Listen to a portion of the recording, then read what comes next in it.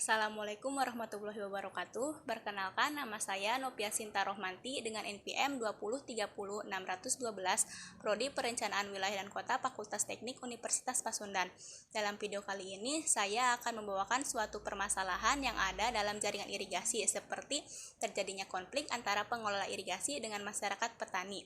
Sebelum memasuki penjelasan konflik tersebut, alangkah lebih baiknya saya menjelaskan terlebih dahulu mengenai pengertian irigasi, di mana irigasi adalah suatu usaha untuk menyediakan pengaturan dan pembuangan air untuk penunjang pertanian, seperti perkebunan, tanaman pangan, peternakan, dan lain-lain, yang meliputi permukaan, rawa, air bawah tanah, pompa, dan tambak.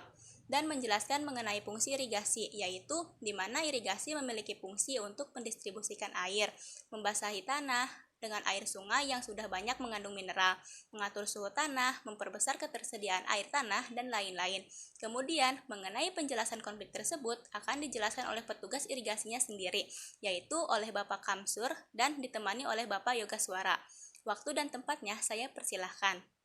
Konflik-konflik yang sering terjadi antara pengguna atau masyarakat petani dengan petugas irigasi diantaranya pola pengaturan air.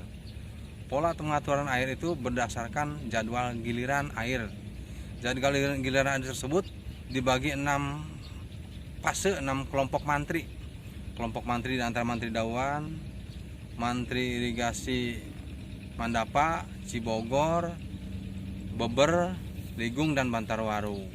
Sering terjadi diantaranya adalah ketidakpahaman masyarakat terhadap sisi penggunaan air, bukan sisi pemanfaatannya, sisi penggunaannya. Pemanfaatannya mereka tahu pemanfaatan air itu untuk sawah sekian. Tapi ketika ada selisih penggunaan air di induk dengan di tersier, mereka ingin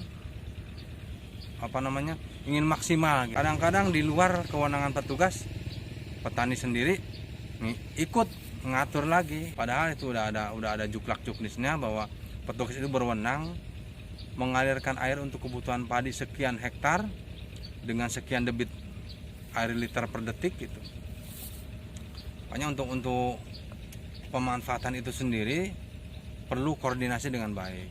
Untuk penuntasan konflik tersebut diantaranya kita sering berkoordinasi atau sering musyawarah langsung di lapangan maupun tidak langsung. Yang langsung di lapangan ketika konflik itu sudah memuncak, konflik itu sudah dianggap di luar di luar kendali lah gitu. Kalau untuk konflik yang untuk musyawarah yang tidak langsung, termasuknya instruksi langsung dari pimpinan ke pengelola OP ke mantri ke petugas pintu airnya.